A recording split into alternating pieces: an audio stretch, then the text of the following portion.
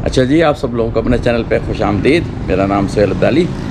कड़ाके की धूप हो रही है। फरवरी का तकरीबन मिड चल रहा है, मिड से आगे ज़रा जा चुका है। कराची में ऑलरेडी दोपहर की गर्मी तकरीबन 2:30 बजे 3 बजे पौने 3 बजे का टाइम है। क्या ज़बरदस्त गर्मी हो रही है, लेकिन यही गर्मी जो है वो इसी की धूप जो है वो आपको चाहिए भी है, आपको सेहत में रखने के लिए। तो बातें हो रही हैं आजकल आज की सेहत और बुढ़ापे की सेहत के ऊपर, सारी इस वीडियो पर बन रही हैं। तो मैंने आपसे कहा था कि वो मैं आपको काम बताता हूँ आपको, जो मैं ख़ुद भी करता हूँ ज़्यादातर। तो मैंने कहा आज आपको कुछ चीज़ें दिखाई जाएँ, वो वाली भी जो कि मैं इस्तेमाल कर रहा हूँ यहाँ पे और मुझे मिल रही हैं आसानी से यहाँ पे। और उम्मीद है कि आप लोग भी इसके बारे में देखने के बाद कुछ अपनी तवज्जो सिर्फ करेंगे।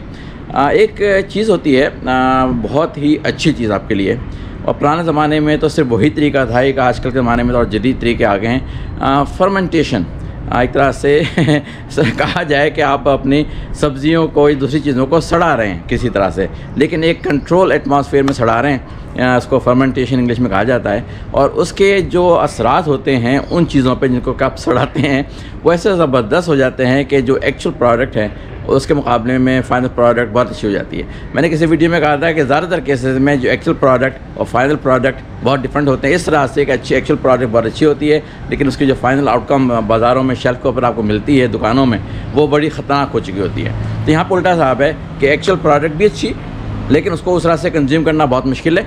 तो उसकी जो फाइनल प्रोडक्ट बनती है उसके बाद आपके फर्मेंटेशन के बाद, वो इनिशियल प्रोडक्ट से भी ज़्यादा अच्छी हो जाती है। तो चलिए मैं आपको दिखाता हूँ। मैं 2 जार दिखाऊंगा आपको, कि एक जार तो ये सामने आपको नज़र आ रहा है मेरा हाथ में। उम्मीद है कि इसके अंदर जो कंटेंट्स है वो भी नज़र आ रहे होंगे। बता देता हूँ क्या है इसके अंदर। इसके अंदर लहसुन है छिला हुआ, और ये लोकल लहसुन है, ये चाइना का नहीं है। चाइना का कभी मत लहसुन लीजिएगा, बड़ा ख़तरनाक है आपकी सेहत के लिए। लेकिन मैं उसकी आपको बताऊंगा इसके क्या सिम्टम, मतलब उसकी क्या वजह, किस तरह से आप पहचान सकते हैं ये चाइना का है या नहीं, अगर लिखा हुआ ना हो पैकेज के ऊपर। लेकिन ये पाकिस्तानी लहसुन है, और इसके अंदर पड़ा हुआ है शहद। और ये शहद आज का पड़ा हुआ नहीं है, इसको पड़े हुए हो गए हैं 3 हफ़्ते। आज के दिन तकरीबन 3 हफ़्ते इसको पूरे हो चुके हैं। ये अपनी फर्मेंटेशन की इनिशियल स्टेज को कंप्लीट कर चुका। इनिशियल स्टेज में कह रहा हूँ क्योंकि अगर आप इसको मज़ीद इसी हालत में रखेंगे 4 हफ़्ते 5 हफ़्ते 6 हफ़्ते, ये मज़ीद आगे फर्मेंट होता चला जाएगा और अच्छा लहसुन होता चला जाएगा। लेकिन इस वक्त इस हालत को पहुँच चुका है कि मैंने इसको ऑलरेडी कंज्यूम किया है और मुझे आसानी से मैं इसको कंज्यूम कर सकता हूँ। लेकिन अगर मुझे पता है 1-2 हफ़्ते और रखा मैंने इसी तरह से, तो ये और आसानी से खाया जा सकता है। अगर आपको कच्चा लहसुन जव जो कहलाती है उसको आप खाने को कहें तो कहेंगे इतना बिटर, इतना मुश्किल, कैसे चबाया जाएगा, बस निगल लो किसी तरह से, फिर बाद में स्मेल भी आती है मुँह से और सांसों से, सब चीज़ें। फर्मेंटेशन के बाद ये लहसुन अपनी खासियत और तासीर कहीं ज़्यादा हासिल कर जाता है। ये एक अजीब बात मैं आपको बता रहा हूँ, लेकिन हकीकत है कि शहद में फर्मेंटेशन के बाद इसकी तासीर और उसकी खासियत, यानी कि इसके जो आउटकम है, जो बेनिफिट्स हैं, वो कहीं ज़्यादा बढ़ जाते हैं। तो आपको मैं इसको उल्टा करके दिखाता हूँ। आप कहेंगे ये कैसा शहद है, लेकिन आपको मैं दिखाता हूँ कि ये जनाब उल्टा कैसे आराम से हो गया, सीधा कैसे आराम से हो गया, उल्टा कैसे आराम से हो गया। वजह यह है कि इन 3 हफ़्तों में अपने गार्लिक जो इसके अंदर लहसुन है उसने अपनी जूसेस छोड़े हैं शहद के अंदर, और इसके शहद को अपने अंदर अब्जॉर्ब किया है। तो वो जूसेस जो हैं वो शहद में जब मिलते हैं तो ज़ाहिर है उसको ज़रा जो थिक होता है शुरू में, वो कम थिक हो जाता है या लिक्विडी फॉर्म में आ गया है। ये शहद जो है ये प्रोसेस शहद नहीं है, हीट ट्रीटेड शहद नहीं, जो कि अमेरिका जैसे मुल्कों में अनफॉर्चुनेटली बहुत ज़्यादा आसानी से मिल जाता है। ये पाकिस्तानी शहद है जो कि कहा गया है खालिस, और मुझे लगता भी है खालिस। इसके ऊपर कोई ट्रीटमेंट वगैरह की इन्फॉर्मेशन तो नहीं है कि हीट ट्रीटेड है या ये ट्रीटेड है या वो ट्रीटेड है। तो मैं उम्मीद कर रहा हूँ कि अच्छा शहद है ये, और मैं बहुत अच्छे से पाकिस्तान में इसके लहसुन के बगैर भी इस्तेमाल कर रहा हूँ 1 चमचे के तौर पे सुबह के ब्रेकफास्ट में।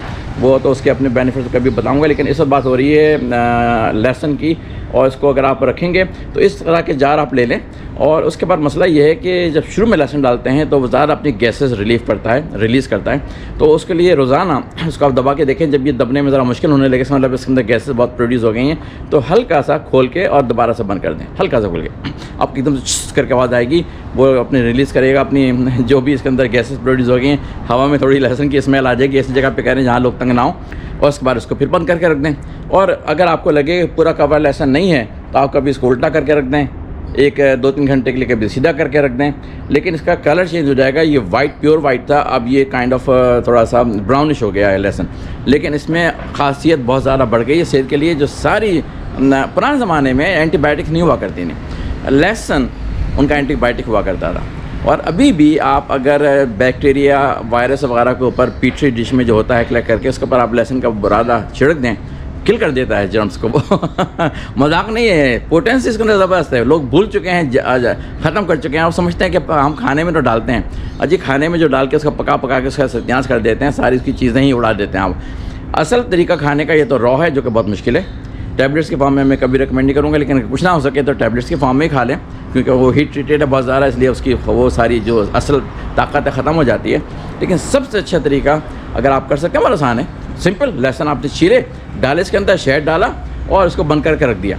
अब आपका सिर्फ एक छोटा सा काम है, हफ्ते में मतलब रोज़ाना, शुरू में पहले हफ्ते रोज़ाना 1 या 2 दफ़ा इसको ज़रा सा खोल के इसको बर्फी कहलाते हैं ना, जो डकार लेना, तो उसको डकार दिलवा दें 1-2 दफ़ा बस, उसके बाद रख दें। फिर इसको धूप में मत रखिएगा, इसको साए में रखें। एक नॉर्मल जगह जो होती है आपके किचन के अंदर जहाँ पर धूप नहीं पड़ती है, नॉर्मल टेम्परेचर है, वहाँ पर रखें। और इसको बस कभी कभी उलट दिया करें, कभी ये भी आपका खेल तमाशा बन जाएगा। लेकिन ये जब 3 हफ्ते के बाद ये इस फॉर्म में आ जाएगा, क्या उसको आराम से चमचे से निकाल के लहसुन और शहद के साथ उसको आराम से आप खा सकते हैं बगैर किसी तकलीफ़ के, और किसी को भूख भी नहीं आएगी, और बेनिफिट्स हज़ारों हैं इसके। उसके बारे में शायद मैं अलग कोई वीडियो बनाऊँ लहसुन के ऊपर सिर्फ अकेले, लेकिन सर मैं फर्मेंटेशन के ऊपर बता रहा हूँ। और ये मैंने बनाया है अपने लिए, और आपको दिखाता हूँ एक और जार। ये नहीं बनाया है कि ये सेकंड जार भी मैं अपने लिए बनाया कि जब ये ख़त्म हो जाएगा तो उसको शुरू कर दूँगा। इसको 2 हफ्ते हो गए हैं रखे हुए। ये मैंने अपने काम करने वाली जो मेरे यहाँ पकाने आती हैं खाना, उनको काफ़ी एलिमेंट्स वगैरह हैं इन्फ्लेमेशन की बॉडी के अंदर, तो उनको मैंने कन्विंस किया है कि आप ये करें, तो वो एग्री किया अभी फ़िलहाल, लेकिन उन्होंने अभी इसको यूज़ करना शुरू नहीं किया, क्योंकि 2 हफ्ते हुए हैं इसको। अगले हफ्ते ये तैयार हो जाएगा उनको, और जब भी खाना पकाने के लिए आएंगी मेरे घर, तो मैं उनको अपनी नज़रों के सामने 2-3 लहसुन शहद के साथ खिलवाया करूँगा। देखता हूँ उसके असरात क्या होते हैं, लेकिन जनरली इसके असरात यकीनन मुज़र तो कहीं से भी नहीं हैं और अच्छे ही बेशुमार हैं। बहुत सारी इन्फ्लेमेशन बॉडी की और कोलेस्ट्रॉल की, ब्लड प्रेशर की, क्या अब मैंने बताया था ना कि मैं लहसुन का ऊपर एक अलग वीडियो बनाऊंगा, वो वीडियो का इंतज़ार कीजिएगा। फ़िलहाल फर्मेंटेशन के ऊपर बात हुई थी थोड़ी सी, तो ये मेरा जार है, और ये मेरे काम करने वाली जो पकाने वाले आती हैं उनका जार मैंने तैयार किया है। आपको नज़र आ रहा होगा इसके अंदर भी लहसुन है, और ये उनके लिए तैयार हो रहा है। 2 हफ्ते इसकी एज हो चुकी है, इसकी 3 हफ्ते मैं इसको शुरू कर चुका हूँ कंज्यूम करना। उसको 1 हफ्ते के बाद मैं ये कंज्यूम करवाना शुरू कर दूँगा। सिंपल क्या है, लहसुन छिले हुए थोड़ा सा उसको अगर दबा लें, जैसे कि वो होता है आपका नींबू का रस निकालने वाली जो हाथ की मशीन होती है, उससे ज़रा सा दबा लें, ज़रा नहीं, उसको बिल्कुल पिचका नहीं करना, लेकिन ज़रा सा दबा लें कि वो एब्जॉर्ब शहद को आसानी से कर सके बस। और उसके बाद उसको आप डाल दें। 3 हफ्ते की इसकी साइड मिनिमम टाइम है, 3 हफ्ते से 4 हफ्ते 5 हफ्ते। इसको साल भी रखेंगे ये ख़राब नहीं होगा, बल्कि और अच्छा होता चला जाएगा। रंग इसका चेंज होता चला जाएगा, काली की तरफ जाना शुरू कर देगा। इसका मतलब ये नहीं कि ख़राब हो रहा है, ये अच्छा होता जाएगा। सिर्फ इसको आपको कोशिश ये करनी है कि डूबा रहे शहद के अंदर, ताकि इसके अंदर कोई फफूंद वगैरह ऊपर ऐसे कोई मिल्ड्यू वगैरह ना लगे। तो ये तो एक चीज़ हो गई। अब एक चीज़ मैं आपको दिखाता हूँ जो कि मुझे अमेरिका में भी मिलती है और मुझे पाकिस्तान में मिली। जब नज़र आई तो मैंने कहा भाई क्या बात है। आपने टीवी के ऊपर बहुत कमर्शियल सुना है, बच्चों कीवी क्या है, ये एक परिंदा है, क्योंकि वो बूट पॉलिश जो है चेरी ब्लॉसम शायद उसके लिए ऐड आता है, वो कीवी इस पर बनी हुई होती है। मतलब परिंदा जो ऑस्ट्रेलियन परिंदा, ये न्यूजीलैंड का परिंदा है, न्यूजीलैंड के हाल में है, तो वो बना हुआ होता है। लेकिन मैं आपको दिखा रहा हूँ एक डब्बा यहाँ पे, ये है इसके अंदर कीवी। आप लोगों ने अगर अभी तक इसका तजर्बा नहीं किया है तो आप बहुत बड़ी चीज़ मिस कर रहे हैं। आप सुनते बहुत ज़्यादा हैं कि विटामिन सी जो है वो ऑरेंजेस में और किन्नू में होता है। इसमें अगर मैं बताऊँ कि इसके अंदर विटामिन सी किन्नू और ऑरेंज से कहीं ज़्यादा है, तो आप कहेंगे ये कैसी बात कर दी, इसका तो रंग ही ऑरेंज नहीं है, अंदर से ग्रीनिश निकलता है। लेकिन ख़ासियत के लिहाज से इसके अंदर विटामिन सी कहीं ज़्यादा है ऑरेंजेस से और किन्नू वगैरह से जो यहाँ मिलते हैं। तो ये नहीं कह रहा आप किन्नू ऑरेंज नहीं खाएं, वो भी खाएं, मज़े की चीज़ है, उसमें बहुत अच्छा फाइबर है। मैं इसको इस्तेमाल करता हूँ अपने सैलेड में, मेरी वाइफ जो है उसमें सैलेड में डाल के इसको स्लाइस करके डालती हैं सैलेड में खाने के लिए, और मैं इसको अपने डालता हूँ स्मूदी के अंदर। 2 या 3 कीवी होते हैं, ये कीवी है और परिंदा नहीं है, ये असल कीवी फ्रूट है। मिल जाता है आजकल, सीजनल चीज़ आजकल मिल रहा है, तो मैं हर दफ़ा जाके ले आता हूँ और इसको काफ़ी कसरत से इस्तेमाल कर रहा हूँ। 3 कीवी तकरीबन रोज़ाना मैं ही अकेला खा जाता हूँ बीवी का जिक्र नहीं है इसके अंदर। तो बहुत अच्छी फ्रूट है, बस इसको छीलें, ऊपर से पील करें, और उसको मैं क्योंकि स्मूदी में डालता हूँ तो पूरा का पूरा फ्रूट लेके स्मूदी में डाल देता हूँ, और ज़बरदस्त। ये अकेली चीज़ नहीं, तो फिर दूसरी चीज़ें होती है। आपने मेरी शायद लंच की जो लिक्विड डाइट्स देखी थी, उसके अंदर ये भी देखा था, लेकिन मैं आपको अलग से बता रहा हूँ कि ज़बरदस्त विटामिन सी से लोडेड है, और आपको मिल जाए तो आप उसको नेमा समझें। जब तक आ रहा है खूब भर भर के खाएँ। ऑरेंज किन्नू को ख़त्म ना करें, लेकिन इसको ज़्यादा खाएं, क्योंकि इसके अंदर विटामिन सी कहीं ज़्यादा है, और दूसरे बहुत सारे हेल्थ के बेनिफिट्स हैं, जो कि मैं फिर अलग अलग एक एक फ्रूट के ऊपर वीडियो बनाऊंगा तो बताऊंगा आपको मैं। अच्छा जी, अगली चीज़ क्या, मैंने आपसे कहा था कि जो कार्बोहाइड्रेट्स हैं उसमें मैंने कहा था पोटैटो का इस्तेमाल कम करें, और अगर पॉसिबल हो तो क्या ये शकरकंदी का इस्तेमाल करें। अब लोगों ने सवाल किया, जो कि वैलिड सवाल है, कि क्या इसको हम सब्ज़ी के तौर पे जो सब्ज़ियाँ पकती हैं इसमें आलू पड़ते हैं, क्या इसमें डाल सकते हैं? डाल सकते हैं, लेकिन टेस्ट डिफरेंट हो जाएगा। आपको हर चीज़ के टेस्ट को डेवलप करने में टाइम लगेगा। शुरू में लगेगा हु थू क्या बेकार है, लेकिन अगर आप इसमें ये करें कि ये थोड़े से शकरकंदी के आलू बना के डालें और थोड़े से रेगुलर आलू, ताकि मिला जुला के खाएं, शुरू में एकदम से शौक ना लगे, आहिस्ता आहिस्ता करके रेगुलर आलू की मकदार कम है इसकी ज़्यादा। लेकिन इसमें कोई मजाक नहीं कि इसको आप सिंपल स्टीम, उबालने की बात नहीं कर रहा, उबालना भी लोग करते हैं, लेकिन सिंपल अगर आप स्टीम दे सकें इसको किसी तरह से और उससे इसको पका सकें तो वो सबसे अच्छा, क्योंकि सारी न्यूट्रिएंट्स उसके अंदर ही रहेंगी। उबालने में सिर्फ ये है कि वो गल तो गया, लेकिन काफ़ी हद तक इसकी न्यूट्रिएंट्स जो है पानी में चली जाती हैं, जो हम फेंक देते हैं, तो वो वाले बेनिफिट नहीं मिल पाते जो कि अमूमन मिलने चाहिए। तो ये शकरकंदी है। हर चीज़ अगर आप चेंज कर रहे हैं, सब्स्टिट्यूट कर रहे हैं किसी और चीज़ से, तो एकदम से जंप ना मारें, क्योंकि आपके दिमाग को इतना शौक लगेगा इसका टेस्ट मुझे नहीं पता, ये मैं सब्ज़ी में कैसे खाऊं, ये दूसरी चीज़ों में कैसे खाऊं, इस सालन में कैसे खाऊं। थोड़ा सा ये डाल दिया करें और थोड़ा सा रेगुलर आलू, फिर ऐसे ऐसे मकदार चेंज करते करते आप इस सूरत में ले आएँ कि इसको ज़्यादा उसको कम। बस ये मैं आइडिया दे रहा हूँ, लेकिन कुछ नहीं सही तो शकरकंदी का जब सीज़न हो तो इसको आप इस्तेमाल करें। इसके अंदर बहुत ज़बरदस्त वाइटामिन वगैरह हैं, अलग मैंने कहा है अलग वीडियो बनेगी हर चीज़ के ऊपर। फाइबर बेशुमार लोडेड विद फाइबर है और रेगुलर आलू के मुकाबले में कहीं ज़्यादा बेहतर है। तो ये मैं अपने घर में जब भी सीज़न हुआ हुआ है तो मैं लेके आता हूँ और इसको मैं खाता हूँ। उसमें थोड़ा सा अपना जो होता है चाट मसाला, जब स्किन उतार दी, इसको काटा बीच में से, उबलने के मतलब स्टीम होने के बाद इस पर खोला, इसको चाट मसाला डाला, कांटे से लेके मज़े से खा गया। तो ये ज़बरदस्त फाइबरस चीज़ है। अच्छा जी, एक चीज़ और जो कि मैं खुशकिस्मती खुशकिस्मती इसलिए कि वैसे तो ये चीज़ें बाज़ार में मिल जाती हैं और वो बुरी नहीं होती पाकिस्तान में।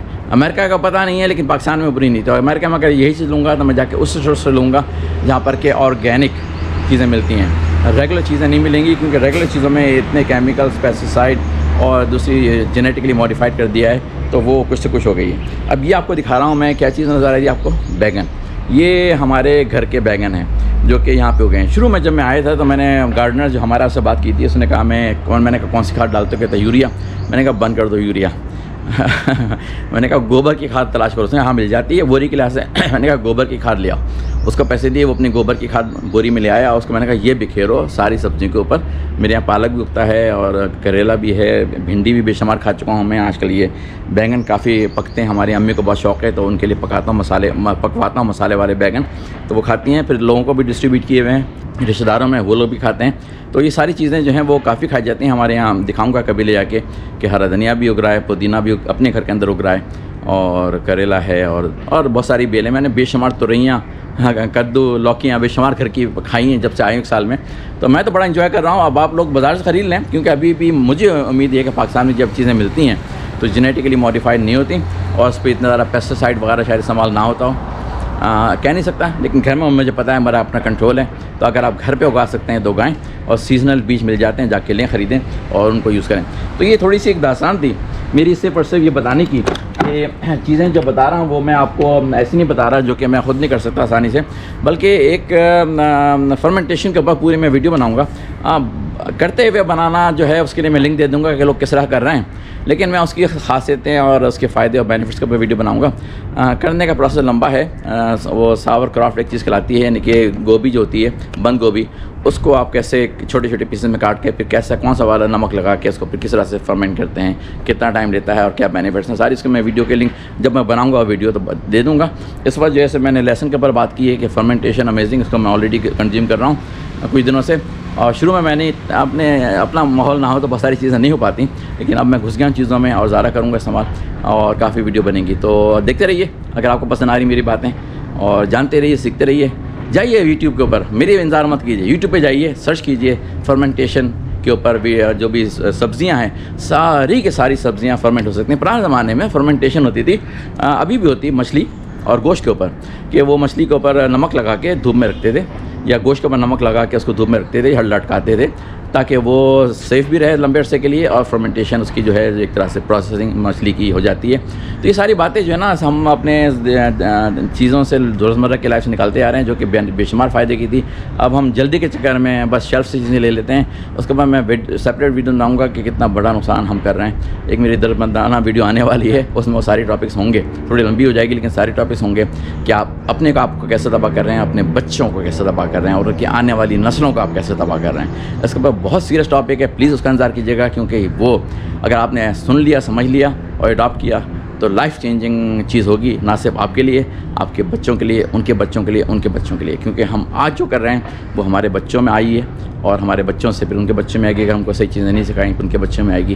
तो ये सारी नस्ल दर नस्ल तबाही फैलती चली आ रही है, उसको रोकना है हमें, किसी तरह से मिलजुल कर रोकना है। तो उसके लिए कोशिश करूँगा मैं अगली वीडियो ज़रा अच्छी बनाऊँ, लंबी हो जाएगी लेकिन पूरी डिटेल बताऊँगा कि हम क्या कर रहे हैं जुल्म अपने सेहत के साथ, अपने बच्चों की सेहत के साथ। तो उम्मीद आप देखेंगे और वेट कीजिएगा, लाइक कीजिए, सब्सक्राइब कीजिए, शेयर कीजिए। जो बातें मेरी अगर आपको काम की लगती हैं अपने दोस्तों के साथ शेयर कीजिए, ताकि उन लोगों को भी पता चले कि ये बातें किस तरह से मुमकिन है। और अगर किसी ने ये चीज़ें बनाई हुई हैं ऑलरेडी तो वो नीचे कमेंट्स में लिखे कि हाँ जी मैंने लहसुन का फर्मेंटेशन की हुई है और मुझे क्या फ़ायदे, क्या बेनिफिट्स हैं। और अगर उन्होंने कोई यूट्यूब की वीडियो लिंक अपलोड की हुई है उसका लिंक भी भेजें ताकि मैं उसको भी शेयर करूँ, ताकि लोग उसको भी जाके देखें।